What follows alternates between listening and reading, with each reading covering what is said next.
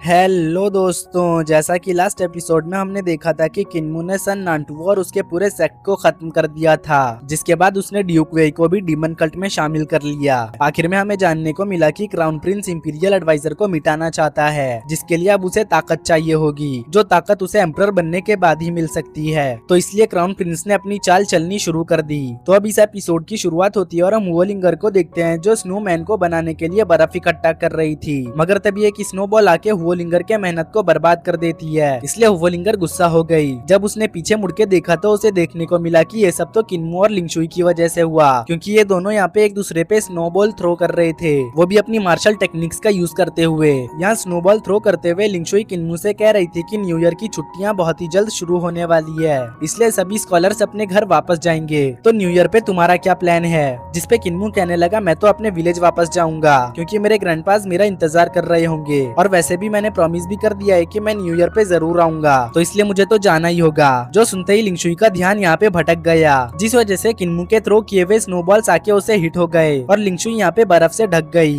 जो देखते ही किन्मू परेशान होते हुए तुरंत ही लिंगशुई के पास आ चुका, जहाँ पे वो जल्दी जल्दी से बर्फ को हटाते हुए लिंगशुई को बाहर निकाल चुका। अब यहाँ पे लिंगशुई उदास होते हुए किन्मू से पूछने लगी कि क्या तुम सच में डाजू कॉन्टिनेंट वापस जाने वाले हो। लिंगशुई को उदास होता हुआ देख किन्मू भी यहाँ पे थोड़ा सा हैरान था, मगर वो मुस्कुराते हुए लिंगशुई के बालों से बर्फ हटाने लगा, जिस वजह से लिंगशुई यहाँ पे शर्माने लगी। अब इससे पहले कि किन्मू और लिंगशुई एक दूसरे के और ज्यादा क्लोज आ पाते, उसी वक्त बीच में हुओलिंगर आ गई और कहने लगी, इंपीरियल एडवाइजर की तरफ से एक बंदा आया है जो आपको उनका कर्जा वापस करना चाहता है। अब हमें पता चला कि ये और कोई नहीं एल्डर फू है, जो किन्मू को मुस्कुराते हुए देख रहे थे। जिसके बाद एल्डर फू किन्मू को ग्रीट करते हुए पैसों की पोटली देने लगे, जिसे झट से हुओलिंगर ले चुकी। तभी एल्डर फू बताने लगे कि एम्परर ने एडवाइजर को 10,000 गोल्ड कॉइन्स दिए थे, इसलिए मैं आपका कर्जा लौटाने आ गया। जो सुनकर किन्मू कहने लगा, लगता है इंपीरियल एडवाइजर को एम्परर ने काफी इनामों से नवाजा है। तो एल्डर फू कहने लगे, हाँ, एम्परर ने इंपीरियल एडवाइजर को पैसों के साथ साथ 100 से भी ज्यादा ब्यूटीज भी दिया, जो सभी नोबल फैमिलीज से बिलोंग करती थी। मगर अफसोस, इंपीरियल एडवाइजर ने सभी नोबल फैमिलीज की ब्यूटीज को रिजेक्ट कर दिया और उन्होंने एक ऐसी लड़की को वाइफ बनाने के लिए सेलेक्ट किया, जो कि एक मामूली सी टेक्सटाइल ऑफिसर है। इंपीरियल एडवाइजर ने उस ऑफिसर से शादी की और अब वो दोनों ट्रेवल करने निकल पड़े। जो सुनकर किन्मू और लिंगशुई दोनों भी काफी ज्यादा हैरान थे, क्योंकि इन लोगों ने सोचा नहीं था कि इंपीरियल एडवाइजर इतना ज्यादा ताकतवर होने के बावजूद भी एक मामूली सी लड़की से शादी करेगा।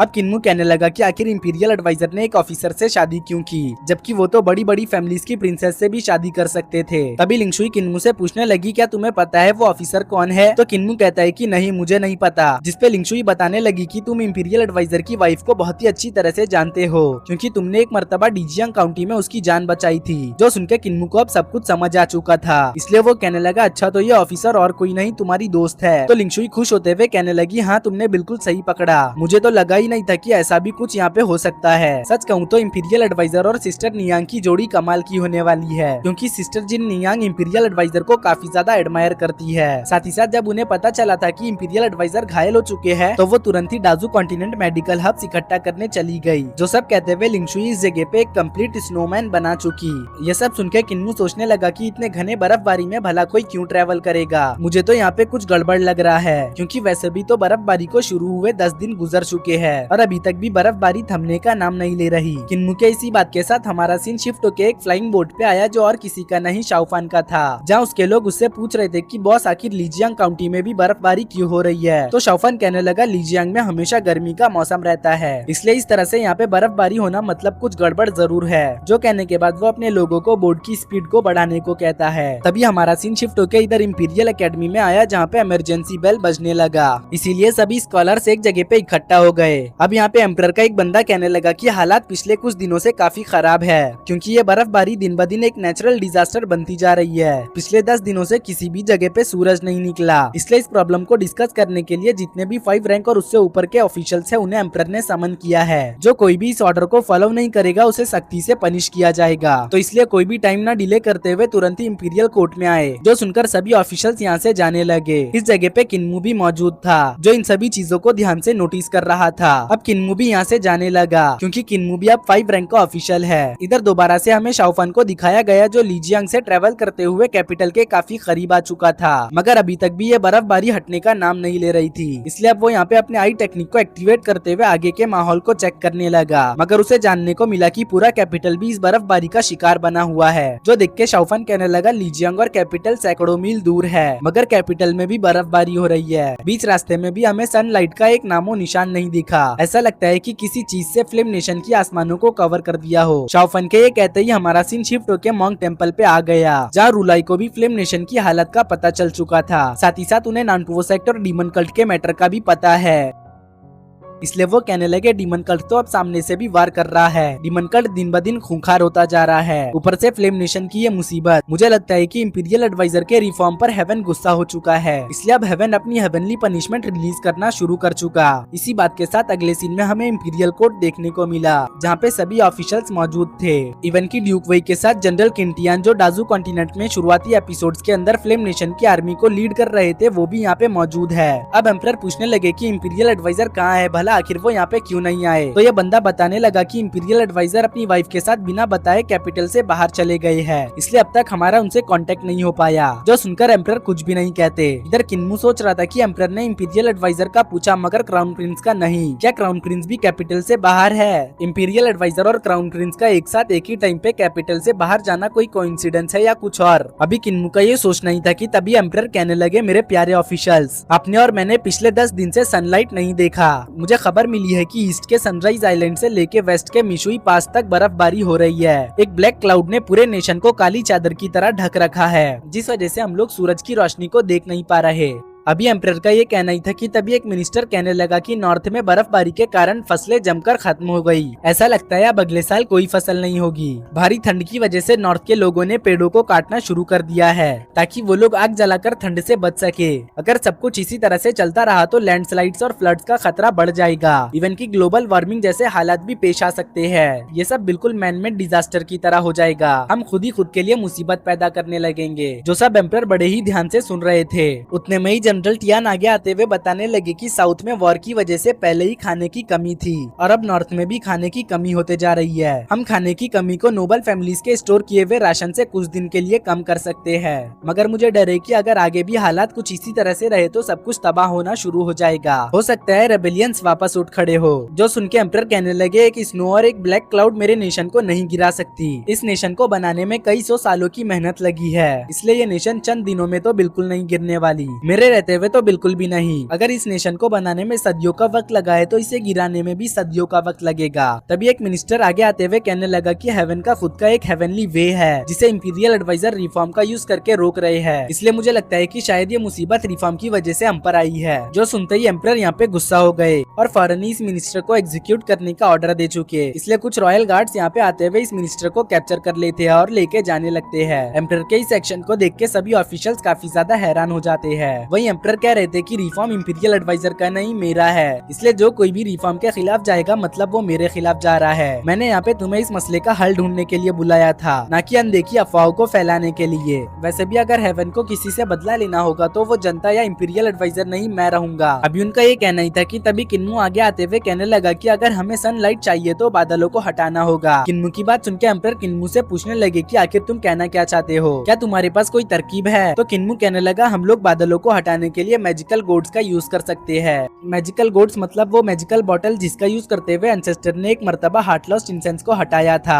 अब किन्मू की बात सुनकर जनरल टियान कहने लगे कि हमारी आर्मी के पास अभी के लिए बस 1 मिलियन ही गोड्स है, जिसका यूज करके हम पूरे नेशन पे छाए हुए बादलों को नहीं हटा सकते। जो सुनकर किन्मू एम्परर से पूछने लगा कि क्या आप एक फरमान जारी कर सकते हैं कि 6 डायरेक्शन जेलम के ऊपर के कल्टीवेटर्स जमा होकर ट्रेजर्स को रिफाइन करे और बादलों को इकट्ठा करे। अगर ऐसा होता है तो हम बादलों को सूखे या अकाल के वक्त यूज करके बारिश करवा सकते हैं। साथ ही साथ दुश्मन नेशन पर अटैक करते वक्त वेदर को भी कंट्रोल कर सकते हैं। जो सुनकर एम्परर मुस्कुराते हुए कहने लगे, क्या खूब आइडिया है, मौसम को वेपन की तरह दुश्मनों पर यूज करना, मगर मुझे डर है कि कई सारे प्रैक्टिशनर्स इसे सीरियस नहीं लेंगे। तो किन्मू कहने लगा, ऐसा है तो क्यों ना आप खुद इन सब मामलों को हैंडल करो। बादलों को इकट्ठा करने और बर्फबारी को रोकने के बाद प्रैक्टिशनर्स को आप लीड करते हुए खेतों में जमे हुए बर्फ को पिघला सकते हो, जिसके बाद फार्मर्स दोबारा से नए बीज प्लांट करेंगे। फिर आखिर में आप इकट्ठा किए हुए बादलों का यूज करते आते हुए बारिश करवाकर फसलों में जान डाल सकते हो। ये बिल्कुल ही वे ऑफ सेज है, क्योंकि डेली लाइफ में मिस्टिकल पावर का यूज करना ही तो असल मायने में वे ऑफ सेज है। अभी किन्मू की बात खत्म हुई ही थी कि तभी एक मिनिस्टर कहने लगा, योर मैजेस्टी, किन्मू यहाँ पे डीमन कल्ट की टीचिंग्स को प्रमोट करने की कोशिश कर रहा है ताकि वो डीमन कल्ट की टीचिंग्स का यूज करके प्रैक्टिशनर्स को डीमन कल्ट ज्वाइन करने के लिए उत्साहित कर सके। मुझे तो लगता है कि किन्मू यहाँ पे डीमोनिक टेक्निक्स को फैलाने के लिए ही आया है, इसलिए मैं चाहता हूँ कि इस डीमन को यहाँ पे अभी के अभी ही एग्जीक्यूट कर दिया जाए। जो सुन के यहाँ पे सभी ऑफिशियल्स हैरान हो चुके। वहीं इस बात से तो गुलिनुआन मनी मन खुश हो रहा था, मगर उतने में ही मास्टर बाशान किन्मू के बचाव में कहने लगे, आखिर भला तुम ये क्या बकवास कर रहे हो? किन्मू यहाँ पे बस प्रैक्टिकल सोल्यूशन बता रहा है। तुम जैसे लोगों को बस इल्जाम लगाने के अलावा और कुछ नहीं आता। अगर आता होता तो अब तक डिजास्टर का सोल्यूशन निकल चुका होता। मास्टर बाशान की बातों पर यह मिनिस्टर ध्यान न देते हुए अपने घुटनों पर आ गया और कहने लगा, किन्मू की बातें सच में डिमोनिक है, जो ऑफिशियल्स के माइंड को करप्ट करते हुए हमारे नेशन को तबाह कर सकती है। वैसे भी ये बात किसी से छुपी नहीं है कि किन्मू डीमन कल्ट का मेंबर है, इसलिए प्लीज योर मैजेस्टी इस डीमन को यहाँ पे खत्म कर दीजिए। जो सुनते साथ ही एम्परर कहने लगे, तुम्हें अपनी पोजीशन से डिसमिस किया जाता है। अगर हम कंट्री और लोगों को बचा सकते हैं तो इसमें क्या गलत है? अगर आज के बाद तुमने इस तरह का इल्जाम किन्मू पे लगाया तो अगली बार मैं तुम्हारा सर धड़ से अलग कर दूंगा। जो सुनकर ये मिनिस्टर यहाँ से धीरे धीरे जाने लगता है। उतने में ये एम्परर कहने लगते हैं कि मुझे ऐसे मिनिस्टर चाहिए जो जुबान कम चलाए और काम ज्यादा करे। जो कहने के बाद वो जनरल टियान को स्नोफॉल के बारे में इन्वेस्टिगेट करने का ऑर्डर देते हैं और अपने साथ 2 ऑफिशियल्स को डिजास्टर रिलीफ के लिए ले जाने का फैसला करते हैं। मगर किन्मू आगे आते हुए कहने लगा, अगर एम्परर आप बुरा ना मानो तो मैं कुछ लोगों को आपके साथ जाने के लिए सजेस्ट कर सकता हूँ। जो सुन के एम्परर मुस्कुराने लगे। इधर ये सब देखने के बाद ड्यूक वही मनी मन सोचने लगे कि किन्मू तो इंपीरियल एडवाइजर के गैर मौजूदगी का बहुत ही अच्छी तरह से फायदा उठा रहा है। वो यहाँ पे एडवाइजर की गैर मौजूदगी में अपने बंदे प्लेस कर रहा है। सच में ये लड़का तो एक रियल डीमन है, इसने मुझे भी डीमन कल्ट का हेवनली किंग बना दिया। खैर मैं ये सोचकर परेशान हो रहा हूँ कि अगर इंपीरियल एडवाइजर कुछ सालों तक वापस नहीं आए तो कहीं ये ना हो कि एम्परर भी डीमन कल्ट ज्वाइन कर ले। ड्यूक वही के इसी चिंता के साथ हमारा ये सीन यहीं पे कट हो गया और अगले सीन में हमें डाउ सेट के मास्टर को दिखाया गया, जिनके साथ लिंगशुआन भी मौजूद था। और डाउ मास्टर कह रहे थे कि एम्परर तो काफी ज्यादा होशियार है, वो डिजास्टर से निपटने के लिए डीमन कल्ट की टीचिंग्स को फॉलो कर रहे हैं। मगर अफसोस एम्परर को नहीं पता कि ये सब कुछ रिफॉर्म की वजह से हो रहा है। रिफॉर्म कभी भी कामयाब नहीं हो पाएगा, रिफॉर्म बहुत ही जल्द फेल होने वाला है। डाउ मास्टर की बातों से ये तो कंफर्म है कि इंपीरियल कोर्ट में डाउ सेट का कोई तो जासूस मौजूद है, जो कोर्ट की सारी बातें डाउ मास्टर को बताता है। डाउ मास्टर की बातें सुनकर लिंगशुआन पूछने लगा कि आखिर ऐसा क्यों? रिफॉर्म तो लोगों की हेल्प करता है ना। जिसपे डाउ मास्टर लिंगशुआन को अपनी ताकत का यूज करके समझाते हुए बताने लगे कि हम डाविस्ट मैथ्स का यूज करके नेचर और डाउ को समझते हैं। हम नेचर को बदलने की बजाय उसके हिसाब से खुद को ढालते हैं। हम कभी भी नेचर या हेवेंस के खिलाफ नहीं जाते, लेकिन वहीं दूसरी तरफ डीमन कल्ट नेचर के खिलाफ जाते हुए हेवेंस को अपोज करता है, इसलिए कभी भी हेवेंस रिफॉर्म को कामयाब नहीं होने देगा। जो सुनकर लिंगशुआन कहने लगा, लोगों की हेल्प करने के बाद भी हेवन हमें पनिश करता है। हेवन का ये रूल तो मुझे बिल्कुल भी समझ नहीं आ रहा। तो डाउ मास्टर कहने लगते हैं, डीमन कल्ट के एक्शंस तो सही है, मगर उनकी टीचिंग्स बिल्कुल भी सही नहीं। वो हेवन के खिलाफ जाते हुए रिफॉर्म का यूज करके ग्रेट डाउ के नियमों को बदलना चाहते हैं। अगर ऐसा हुआ तो डाउ डिस्ट्रॉय हो जाएगा, इसलिए मैं भी डीमन कल्ट को अपोज करता हूँ। इंपीरियल एडवाइजर डीमन कल्ट से डीपली इन्फ्लुएंस्ड है, इसलिए अभी जो तबाही आ रही है वो तो कुछ भी नहीं, अभी तो और भी खतरनाक तबाही आना बाकी है। हेवन अपना मूव चलना शुरू कर चुका है। यह हेवनली पनिशमेंट नहीं, हेवन का गुस्सा है। जो कहने के बाद डाउ मास्टर लिंगशुआन से कहने लगे कि सभी डिसाइपल्स को माउंटेन के नीचे लेके जाके आम लोगों की मदद करो। इस डिजास्टर को इंपीरियल एडवाइजर और एम्परर ने लाया है, तो इसीलिए इसमें आम लोगों का नुकसान नहीं होना चाहिए। जितने लोगों की हेल्प कर सकते हो करो। डाउ मास्टर की बात सुनकर लिंगशुआन यहाँ से जाने लगा ताकि वो अपने लोगों के साथ मिलकर मुसीबत में फंसे हुए आम जनता की मदद कर सके। दोस्तों मेरी तबीयत थोड़ी सी खराब है, इसलिए वॉइस आपको थोड़ी बदली बदली लग रही होगी। मुझे उम्मीद है कि आप मेरी वॉइस पे फोकस न करके स्टोरी पे फोकस कर रहे होंगे। तो अब इधर डाउ मास्टर सोचने लगे कि अगर एम्परर और इंपीरियल एडवाइजर अपनी जिद पर यूं ही अड़े रहे और रिफॉर्म को तुरंत ही बंद नहीं करते तो फिर डाउ सेट को बीच में आना पड़ेगा। डाउ मास्टर के इसी बात के साथ हमारा सीन शिफ्ट होकर एक दूसरी जगह पे आया, जहाँ पे इंपीरियल एडवाइजर अपनी वाइफ के साथ आए हुए थे। अब वो अपनी वाइफ को बताने लगे कि ये आसमानों में मौजूद लिटिल जेड कैपिटल है और यहाँ इमॉर्टल्स रहते हैं। एक मर्तबा इस जगह के एक इमॉर्टल से मेरा सामना हुआ था, जिसने मुझसे कहा था कि एक बार मुझे लिटिल जेड कैपिटल जरूर जाना चाहिए, क्योंकि यहाँ कुछ ऐसा मौजूद है जो मेरे माइंडसेट को चेंज कर सकता लगता है। जो सुनकर लिंगशुई की फ्रेंड मतलब की एडवाइजर की नवी नवेली दुल्हन कहने लगी कि आप सच में बदलना चाहते हो। जो सुनकर इंपीरियल एडवाइजर कोई जवाब नहीं देते, वो बस यहाँ पे हल्का सा मुस्कुराने लगते हैं। उतने में ही सामने से एक लिटिल जेट कैपिटल के एल्डर आ गए, जो खुद को माउंटेन मैन कहते हुए इंपीरियल एडवाइजर को ग्रीट करते हैं। तो इंपीरियल एडवाइजर भी यहाँ पे सीनियर कहकर एल्डर को ग्रीट कर चुके और कहने लगे कि लिटिल जेट कैपिटल के शन जानरेन मेरे ही हाथों से मारे गए, तो भला आप सीनियर ने मुझे फिर भी यहाँ पे क्यों इनवाइट किया। जिसपे एल्डर कहने लगे कि मैं कोई गॉड नहीं, मैं एक इमॉर्टल हूँ, इसलिए मैं दुनिया के मामलों में दखल नहीं देता। मेरे और लिटिल जेट कैपिटल के इमॉर्टल्स का काम सिर्फ दुनिया के इवेंट्स को रिकॉर्ड करना है। जब तक शन जानरेन यहाँ पे था तब तक वो इमॉर्टल था, मगर जैसे ही वो यहाँ से बाहर गया वैसे ही उसका और हमारा कनेक्शन टूट गया, इसलिए उसकी जिंदगी या मौत से हमारा कोई भी लेना देना नहीं। एल्डर के कहने का मतलब ये था कि जब तक कोई लिटिल जेट कैपिटल में है तब तक वो लिटिल जेट कैपिटल के प्रोटेक्शन में है, मगर जैसे ही वो लिटिल जेट कैपिटल को छोड़ के बाहर जाएगा वैसे ही उसके सारे कनेक्शंस लिटिल जेट कैपिटल से टूट जाएंगे। जिस तरह से शन जानरेन यहाँ पे आने के बाद इमॉर्टल था, उसी तरह से अब तुम दोनों कपल्स भी यहाँ पे आने के बाद इमॉर्टल हो।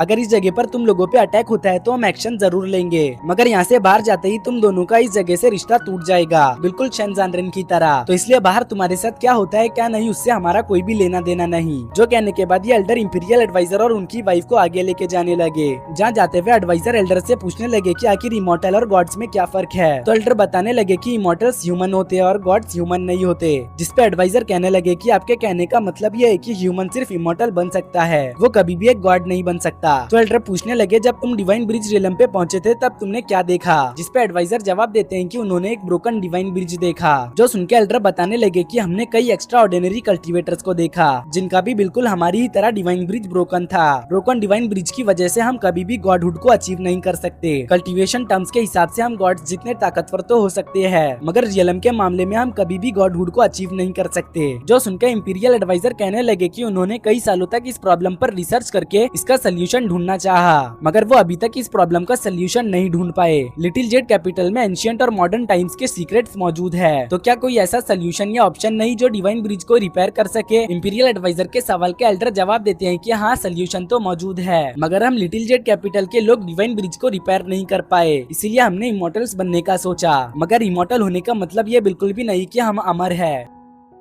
यकीनन जब हमारा टाइम पूरा हो जाएगा तो हमें भी अंडरवर्ल्ड वापस जाना होगा। हम बस एक नाम के इमॉर्टल है जो एट द एंड डेथ को एस्केप नहीं कर सकते। सच कहूँ तो हम बूढ़े लोग यहाँ पे इमॉर्टल बनने नहीं सुकून हासिल करने आए हैं। जो कहने के बाद वो कहने लगे हर 500 साल में एक सेज अपीयर होता है, इसलिए हम भी तो देखे कि आज का सेज क्या वो कर सकता है जो पिछले सेज नहीं कर पाए। एल्डर के ये कहते ही हम दूसरी तरफ मॉन्क मास्टर को देखते हैं जो अपने डिसाइपल्स और फॉलोवर्स को बता रहे थे कि ये जो काले बादल है वो भले ही बड़ा है मगर उतना भी नहीं कि फ्लेम नेशन तबाह हो जाए। ये तो बस फ्लेम नेशन के लिए एक वार्निंग की तरह है। हमारे सेट के इतिहास में हमने इस तरह की चीजें बहुत बार देख रखी है। जो सुन के प्रीवियस एरा के तीनों एक्सपर्ट्स यहाँ पे काफी ज्यादा हैरान थे। दरअसल ये तीनों प्रीवियस एरा के एक्सपर्ट्स भी मॉन्क टेम्पल को ज्वाइन कर चुके हैं। अब मॉन्क मास्टर अपने एल्डर से कहने लगे कि युआन एम्परर के एरा की मिस्ट्रीज को स्क्रिप्चर्स के द्वारा अनफोल्ड करो। जो सुन के एल्डर जिनमिंग तुरंत ही यहाँ पे युआन स्क्रिप्चर को एक्टिवेट कर चुके हैं और बताने लगे कि 6420 साल पहले इसी तरह का हेवनली क्लेमिटी अपीयर हुआ था। मौसम बदल गया और पूरे 30 दिन तक स्नोफॉल हुआ। 80,000 माइल्स तक आसमान को बादलों से ढक दिया गया था, जिस वजह से किसी भी तरह से सनलाइट जमीन तक नहीं पहुंच पा रही थी। लोग भूख से मारे जाने लगे, हर तरफ भूख से मरे हुए लोगों की लाशें थी। चारों तरफ केओस का माहौल था और डाकू सर पर खड़े थे। युआन एम्परर ने सभी ड्रैगन्स और गॉड्स को ऑर्डर दिया कि इन सभी चीजों को मिटा दिया जाए। युआन एम्परर के राज में आसमान से आग के मेटियोर्स और तारों की बारिश होने लगी। 10,000 वोल्केनोस फट पड़े, धरती जोर से हिल पड़ी, जमीन फटकर टुकड़े हो गई। जांग रिवर पूरी तरह से सूख गई, समंदर तक खाली हो गया था और फिर अगले साल सूरज गायब हो गया। चांद ने अपनी रोशनी खो दी। जो सुनके मास्टर किन कहने लगे क्या ऐसा भी हो सकता है। जिसपे मॉन्क मास्टर कहने लगे हाँ ऐसा हो सकता है। ऐसा हो सकता है क्या ऐसा हुआ है। अभी जो कहानी आप लोगों ने सुनी है ये और कहीं की नहीं डाजू कॉन्टिनेंट के डिवाइन किंगडम की है। डार्क क्लाउड और हैवी स्नो तो बस अभी शुरुआत है। मैंने सोचा था कि ये वार्निंग इतनी जल्दी नहीं आएगी, मगर ये वार्निंग वक्त से पहले ही आ गई। लगता है फ्लेम नेशन के एक्शंस ने हेवन को अलर्ट कर दिया है। मॉन्क मास्टर की बात सुनकर इमॉर्टल टियान एक गहरी सांस छोड़ते हुए कहने लगी अगर एम्परर यानफेंग अपनी जिद पे अड़ा रहा तो अगला डाजू कॉन्टिनेंट फ्लेम नेशन होगा, क्योंकि वैसे भी तो डिवाइन किंगडम फ्लेम नेशन से कई गुना ज्यादा ताकतवर था, मगर उसे भी मिटा दिया गया। तो मॉन्क मास्टर कहने लगे इन सभी तबाही को रोकने का एम्परर के पास अभी भी एक मौका मौजूद है। अगर वक्त रहते ही एम्परर रिफॉर्म को रोक देते हैं और इंपीरियल एडवाइजर को उसकी पोजीशन से खारिज कर देते हैं,